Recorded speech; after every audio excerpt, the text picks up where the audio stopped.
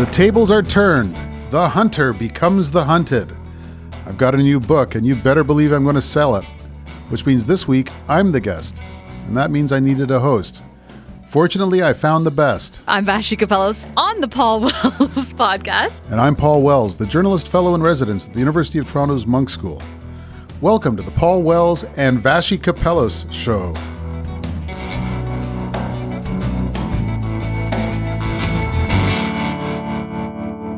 My new book, Justin Trudeau on the Ropes, went on sale on Tuesday. It's a fun little book, I hope, about how Justin Trudeau came to power, how he's changed in office, and how it's going for him. You can get it anywhere books are sold. I thought people might have some questions about it, so I figured I'd use this episode of the podcast to answer questions, which meant I needed somebody who was really good at asking questions to fill in as the host. I'm really glad I was able to get Vassy Kapelos, the host of CTV's Question Period and Power Play, and of the Vassy Kapelos Show on iHeartRadio.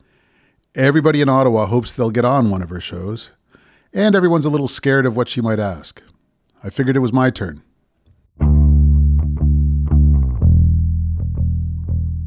Paul, I'm very happy to be subbing in to interview you about your new book. Thanks for filling in. I'm flattered. I'm very honored. The book, I'm sure your listeners will know by now, Justin Trudeau on the Ropes, Governing in Troubled Times. I loved it. I mean, I loved it for the content, but also for the speed with which I could consume it. It's not an opus.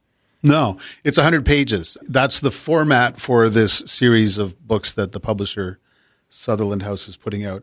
I didn't have 103 pages. I tried to get away with writing a little extra when I wrote one of these things a year ago about the convoy.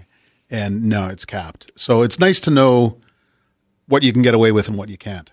Was it hard to put it into that much space? Like, there's a lot to say about 9 years. It's unbelievably hard. It's harder than I ever would have expected. So the publisher, Ken White, wrote to me last September and said, the guy's been prime minister for almost a decade, and we still don't really have a theory of Justin Trudeau. We still don't really understand what he's trying to do. And he kind of dared me to write that.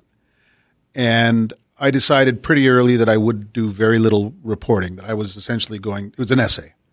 And when you've got 100 pages, that's less than a quarter the length of my big book about Stephen Harper from 11 years ago. Every page I was struggling with how to squeeze everything I thought and everything I had noticed about this guy into that format.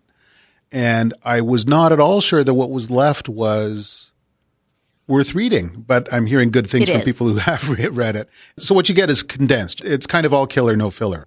It is definitely that. If you went in with, the publisher saying there's no theory of what he's doing or, what he sees the purpose of what he's doing is, like, did you leave knowing what that theory is? Yeah, I mean, so the short answer is it's a book about how Justin Trudeau changed or how he adjusted. It's not a book about Justin Trudeau as a sort of evil genius or brilliant genius. He's very much a product of his times, and he's very much operating within the constraints that are imposed by the times. So, short examples. At the beginning, I think it's very important to remember that his triumphant 2015 win comes after the worst decade in the party's history. Almost all the experienced members of parliament were defeated or walked away. Almost all the institutional memory in the party walked away.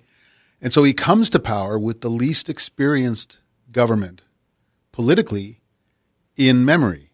These are people who had done impressive things outside of government, but they didn't know where the bathrooms were. They didn't know which way to face when they were talking to the speaker. And that matters. And then a second thing that matters is all the chaos in the rest of the world. Trump, Brexit, a belligerent China, COVID. Any prime minister would have had to deal with that. Third thing is the polarization, the increasing polarization in our politics, which he didn't create, but he had to deal with. So if you were to contrast who he came across as in 2015 versus now, vis-a-vis the things you just laid out, what would that contrast be? This was not something I remembered. It was something I rediscovered when I went back and read his campaign discourse in 2015, the promises he made, the things he said in debates and in his campaign literature. He ran as an economic moderate. He ran as a guy who criticized Stephen Harper for delivering 8 consecutive deficits. He seriously underplayed his climate policy. He ran as essentially a nicer, more competent Stephen Harper. And very soon he started to veer away from that. But the guy who crowded Bill Morneau out of his cabinet in 2020 would eventually have crowded 2015 version Justin Trudeau out of his cabinet, because that guy has no place in this government. But your point about how, like, when you look back and started doing research, you had almost forgotten, that was exactly the feeling I had when reading your references, for example, to how little in 2015 he said the word carbon, or it appeared in their campaign or in their platform at the time. I had almost completely forgotten that kind of messaging coming from him as a politician, because it's so different now. Yeah. So the word, I mean, I ran a debate for Maclean's magazine in 2015 with all the leaders, and the word carbon was pronounced 17 times in that debate. He only pronounced it once. And his line at that time was, all the big provinces have already got serious climate policies, so all Ottawa has to do is get out of their way. It was never a question of Ottawa imposing climate policy on the provinces. I think he believed that he would never have to do that. He certainly claimed that he would never have to do that. It would all be so easy. What do you think it is that moved him so far from the middle? Do you think ultimately it was COVID? I was trying to think about that as I read your book. Like, what is it maybe a confluence of factors, but when I really think back, it seems to me like on the other side of COVID, when he secured that deal with the NDP, it was like almost a pronouncement, like, I have moved from what it was at 2015. I think that marks the culmination of that process, but he started at the end of 2018. And I think it's a reaction to Donald Trump more than anything, and to Brexit, and to the sort of yellow vest movement in France, the populist right of center uprisings that led to early kind of convoy-like activity. Remember the trucks that rolled into the Capitol and Scheer addressed them. That's when the Liberals start to think, that side feels more like Trump than what we're used to, and B, Trump won. And so there's a moment at the 2018 Liberal convention in Halifax where he essentially gets permission from a leading American Democrat, David Axelrod, who ran Obama's campaigns. And he comes to Halifax and he says to Liberals, with Justin Trudeau sitting in the front row, we ran on hope the first time, we ran on contrast the second time. Contrast is an inherently polarizing activity. It says there's us and them, and you can't risk letting them win. And so from mid-late 2018 on, Trudeau decides he needs to be a polarizing candidate. And then he takes You those think habits that's like a conscious decision? Yeah. The Liberals, kind of everyone in Canadian politics sort of wishes they were in American politics. Liberals love to think of themselves as Democrats or as extras on the West Wing. And the Democrat who was on everyone's mind in 2018 was Hillary Clinton, because she seemed kind of to have her stuff together, and she lost anyway. They were horrified at the thought that they might wind up like her. There's also, there's lots more questions I have for you about kind of what he does as the prime minister and all that kind of thing. But I thought also that your book did a really good job of looking at his own motivations and his own personality, which is the subject of a lot of focus and scrutiny among people, but not really in at a germane level. And I thought you did a really good job of that. Even, for example, in evoking or talking and writing about how much he was he thinks about that fight with Patrick Brazeau and how much it sort of defines the fighter kind of attitude to have in difficult moments and things like that. How did you come across that information? Like, how did you reach that conclusion? So the central metaphor for the book is that boxing match with Patrick Brazeau. Yeah. That's why the cover illustration is a sort of a Lego boxer Trudeau caricature. I sure wouldn't have picked that, but I've been told by people close to Trudeau that he keeps that idea close to his heart. He's not an idiot. He understands that politics isn't like boxing, But there was a time when he was literally on the ropes and that everyone had him written off. When Sun News broadcast that boxing match coast to coast because they absolutely were sure he would lose and look ridiculous, and they loved that. And he confounded all the skeptics. And then he did it again in 2019, and then he did it again in 2021. He was not in any kind of dominant position in either of his re-elections. And even now, and including in public, as recently as this week, he talks about how he doesn't mind being underestimated because he thinks that he's got more on the ball than any of his critics believe. And then the other thing I get into, this stuff doesn't come automatically to me. I'm not sort of a naturally empathetic guy, but it's the work, right? Like you watch a guy for 20 years, you have to put some effort into thinking what it's like to be him. The thing about Justin Trudeau is everyone has been looking at him for as long as he's been alive. He was on newspaper headlines the day after he was born. He was Pierre and Margaret Trudeau's miracle Christmas baby. And so he has been juggling expectations all of his life. He knows what it's like for people to look at him and say, what an ass. He knows what it's like for people to be ecstatic to be in his presence for no reason of anything that he's done, just because he was someone's son.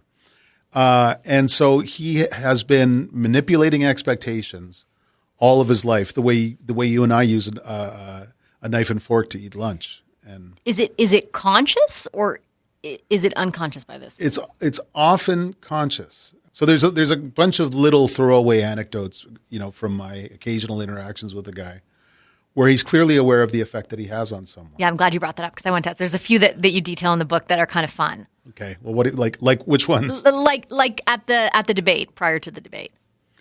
Yeah, so like the damnedest thing happened in 2015, and I wound up moderating a national leaders debate, and there was a lot of Twitter chatter about whether this guy Paul Wells deserved to run a debate, especially because I just published a book about Stephen Harper, and especially because people close to Trudeau were going around town complaining that Stephen Harper's biographer wanted to moderate a debate. Like they were actually feeding that chatter. And a lot of people said a lot of nasty things on Twitter. So we get to the day. I'm wandering around the city building in downtown Toronto, which I don't know very well. And the leaders are also wandering around. I bump into Trudeau and his crew. And he goes, I know I've been seeing the stuff that people are saying about you on Twitter. Like, how is that affecting you? And I kind of brush it off. I say, look, I've got the easy job. All of you guys are on the griddle tonight. And he goes, no, I know you feel things deeply. This must be really hard for you. And I kind of stammered some kind of reply and moved away. And that was the end of that. What an eerie interaction with a politician on what is inevitably going to be one of the most important days of his life. He is clearly someone had talked about that stuff on the campaign plane, or it was in a briefing book or something.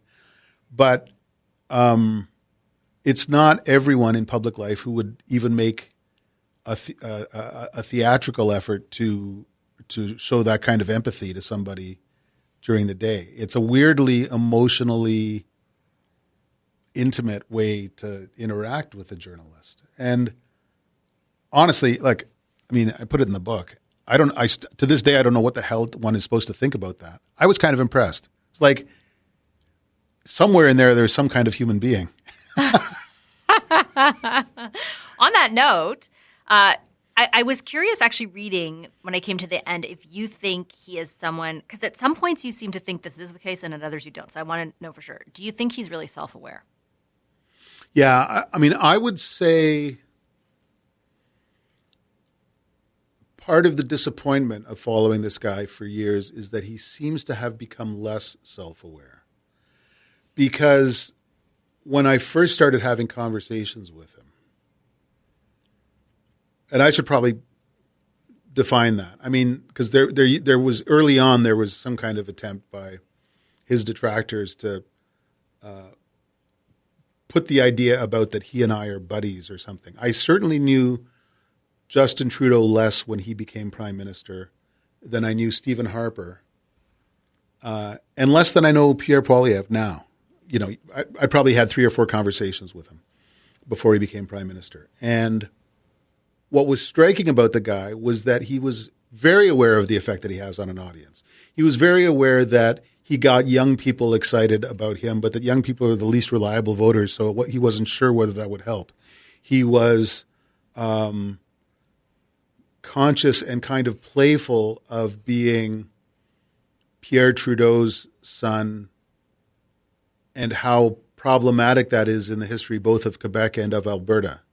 And so he wanted to kind of cheat people's assumptions about a Trudeau in Quebec and in Alberta. In passing, I say that a lot of the things he did when he was coming up weren't attention-getting exercises. They were attention-using exercises because he knew he already had the attention. And then he would kind of mess with people's baked-in assumptions. And now, well, this week he made an appearance before construction trades in Gatineau. And among other things, I don't think it began to occur to him what a motormouth he was being. I think the job and the people around him have dulled his sense of himself rather than made it more acute. I was going to ask you that because I get asked that a lot. Like, is he aware of why there is so much malaise in the best case, disdain in the worst case among the Canadian electorate for him? And my impression is, speaking to people around him, that their tendency is to brush it off. And that might be necessary in order to be able to do the job and to function and to keep saying, putting forward a vision that is in line with your instincts. But I found that so curious because it feels so overwhelming outside that circle at times. There are things that if you admit them to yourself, then you might as well call it quits, right? Yeah, that's much more succinct, a better way to put it. Canadians have hung up on me and I'll never get them back is not something you say a year before an election that you plan to run, right? But maybe I guess my surprise is more that there's not even a middle ground. Like there's not even a okay, we acknowledge this, but and there's some who do say they've tuned us out, but there's certain attributes I employ that have prompted some of that reaction, including the fact that I don't answer a question very often, and when I do, it's sometimes a 9-minute answer, and there's no augmentation of behavior to recognize that. Yeah. That's why, 2 years ago, when I was still in the business of publicly giving these people advice, I was writing stuff about how I thought they could turn it around. And I said they should really install some kind of serious red team function internally. Some people whose job was to tell them why they might be wrong about stuff. But almost nobody in power ever installs that kind of function because it can really sap your will to proceed. And typically the liberals that I've spoken to who understand that they're in rough, they've got 2 or 3 answers that they keep falling back on. In the second or third sentence of that conversation, they'll say, well, what can we do? Misinformation. Or how can we have a normal conversation with Poilievre yelling at us, And look, there's a lot to that, but to me, that's another reason to pack it in. If you honestly think you can't tell people what you think in a coherent way because somewhere out there's a thing called misinformation, then that's the game. You're done, After the break, Vassy and I will talk about the Liberal Party after Justin Trudeau.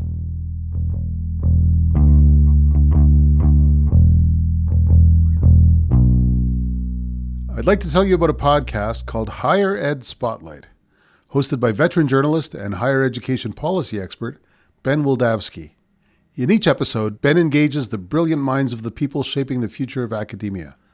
It's now in its 3rd season, which features guests such as New York Times bestselling author Ethan Mollick and the Vice Chancellor of Australian National University, Genevieve Bell. Whether you're an academic, student, parent, or policymaker, if you care about higher education, this show is for you. It's sponsored by Chegg's Center for Digital Learning. Subscribe to Higher Ed Spotlight anywhere you get podcasts.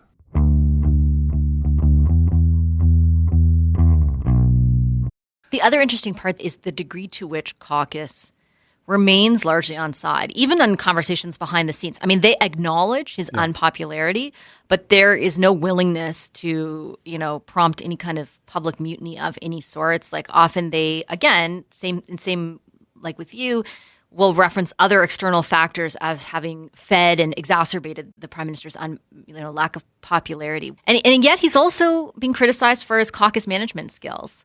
But clearly they aren't that bad because they're not publicly calling him out. They seem pretty, until he makes the call, it would feel to me, and I don't know if it does to you, like he's there. So whenever I write one of these books, whether it's 400 pages on Harper or 100 pages on Trudeau, I try and think like a historian. I try and think as though I'm writing 20 years from now when all of these fights are lost or won, and nothing I say is going to change what happened.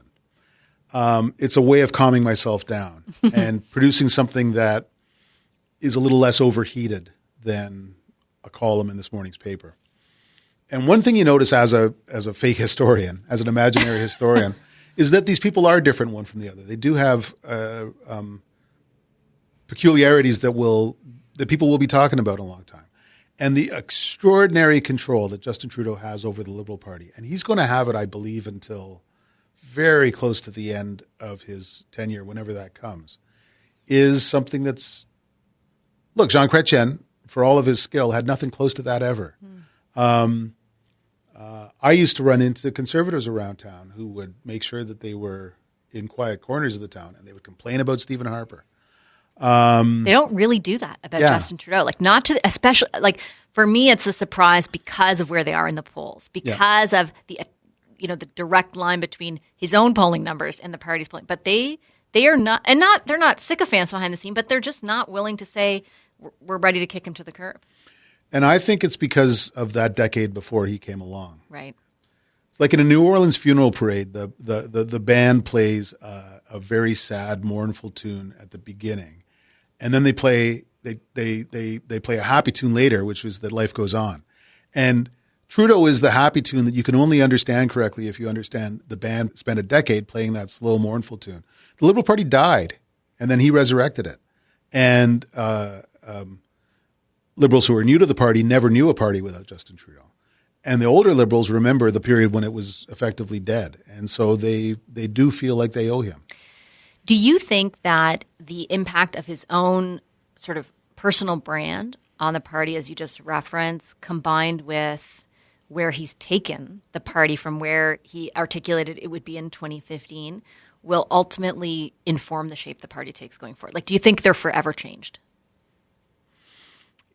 Yeah, or that it's going to take a series of events at least as significant as the ones we've lived through to change things. I mean, he has defined liberalism. And say there's a campaign to succeed him in the next few years with several candidates, which is not guaranteed. If there is, there will be people with a more business-oriented approach. There will be people with a more climate reconciliation, diversity approach. Pointless to raise this, but I've long believed that if Catherine McKenna were to run for the Liberal leadership, she'd be hard to beat because Liberals talk the way Catherine talks, and that really matters. It's how Poilievre became the leader of the Conservative Party. But I don't think there'll be anyone who rejects the notion of diversity as a strength, the notion of reconciliation as an imperative, and absolutely the notion of the green transition as the major business of Canada in this first half of the century. I don't think you can come in as a Liberal who says, screw that, because it will continue to be his party after he's no longer leading it. You write at one point, he can be as callous as anyone and more so than most. There's some good parts of this book that go through some of the stuff that we'll remember over the last 9 years as headline generating. And I thought that was interesting because I don't necessarily ascribe, and I don't think you do, a negative connotation to that, because I think in politics, it's also about like doing what has to be done ultimately in order to keep things going. And some of the examples you reference, I mean, he got a lot of flack for them, but ultimately he wasn't afraid to get rid of cabinet ministers who were creating a whole bunch of problems from that kind of thing. So even more than you, I've been covering politics for a while before this guy came along, and it's always been a kind of a party game. Why don't you just have cabinets where people can drift in and drift out, and the prime minister can make people ministers and then remove them from cabinet, and it's not such a big deal.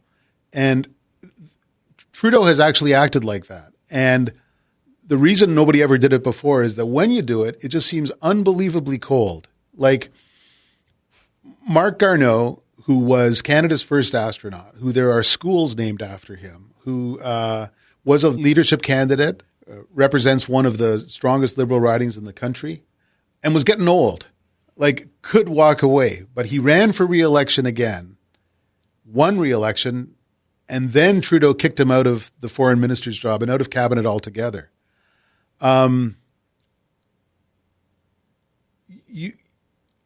You must be, it takes incredible courage or incredible lack of human empathy to act like that towards one of your party's stalwarts, one of the most prominent Canadians that there are.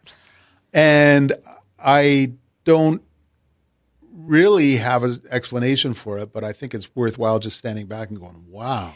I have a little theory that you're right, I have definitely not covered this as long as you have, but I've covered the entirety of the Trudeau years. And I had this one experience years and years ago when I interviewed him for like a Christmas interview. So at the end of the interview, it's like, oh, this is airing on literally Christmas Day. So I'm like, you know what? It's the holiday spirit. What's one good thing that you would say about your opponents at the time? They were Jagmeet Singh and Andrew Scheer.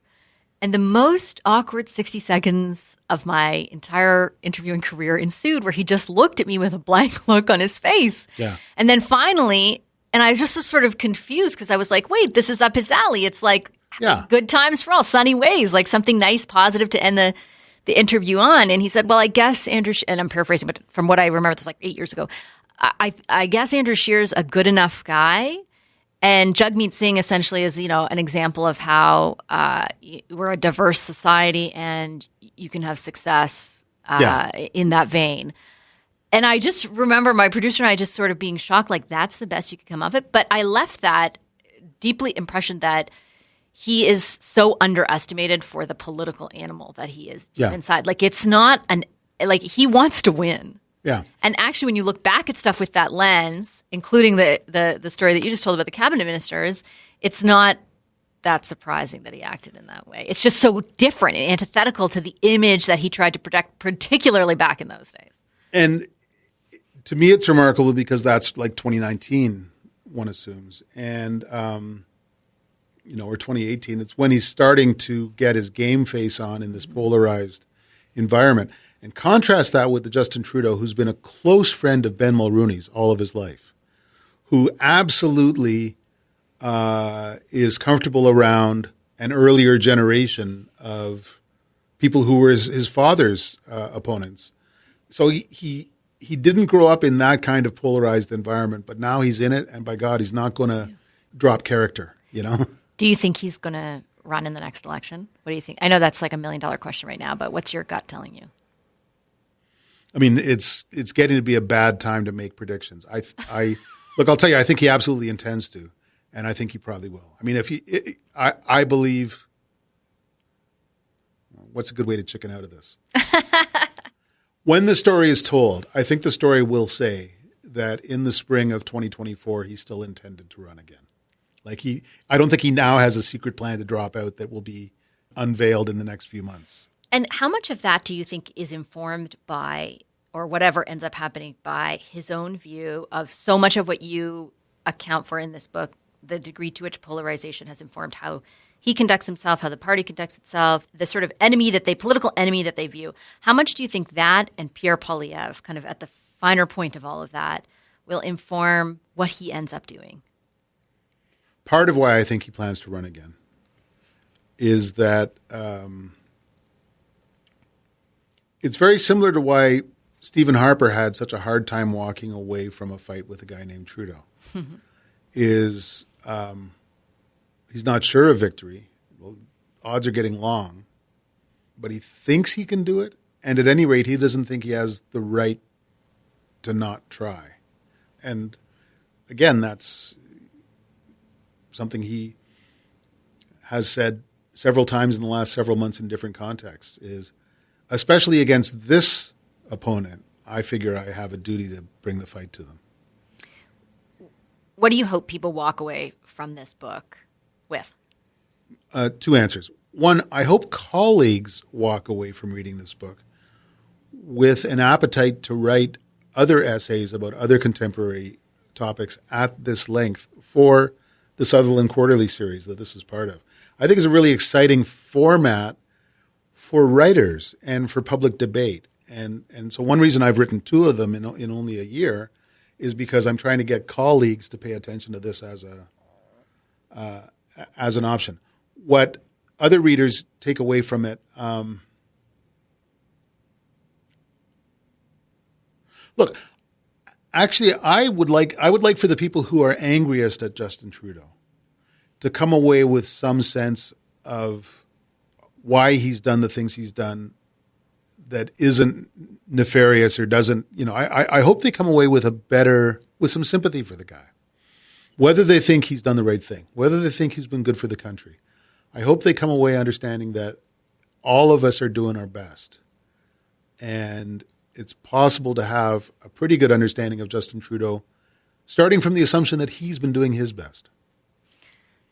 I like the way that you put that. And I also, if I could add one thing, having read it, I'm always conscious of the degree to which we operate in this world that exists outside of, not a single one of my real friends knew what wacko was this week type of thing. Like it can be very insular. And I have already bought your book for my sisters and for like lots of people who have a sort of tangential interest in politics but have too busy a life to consume it in the degree to which we have to. I think it's such a great book if you just want to like read something in 1 day or 2 days and know more than you could have doing anything else and learn more about why this guy has done what he does, why he leads the way that he does, and why the government is doing what it is right now. Like it is a very digestible, you're totally not condescending in any, I just think it's such a, and I hope it's okay for me to say, like, I think that it should be almost like required in some ways because it's not going to take up your entire life to do it, and you're going to enjoy it as you read it, and it's I think going to leave you with way more information than you could have received in any other way. So it's a great book. I could not have hoped for more. So thanks for saying that. It's worth every cent if you buy it because it's available everywhere. I know that you'll have that all over. I'm going to leave it there, Paul. It's been an honor to fill in on your podcast. Longtime listener. Huge fan. You done good. Thanks for filling in. My pleasure.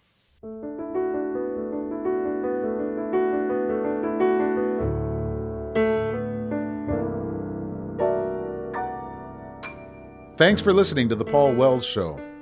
The Paul Wells Show is produced by Antica in partnership with the University of Toronto's Munk School of Global Affairs and Public Policy. Our producer is Kevin Sexton. Our executive producers are Laura Reguer and Stuart Cox. Our opening theme music is by Kevin Bright, and our closing theme music is by Andy Milne.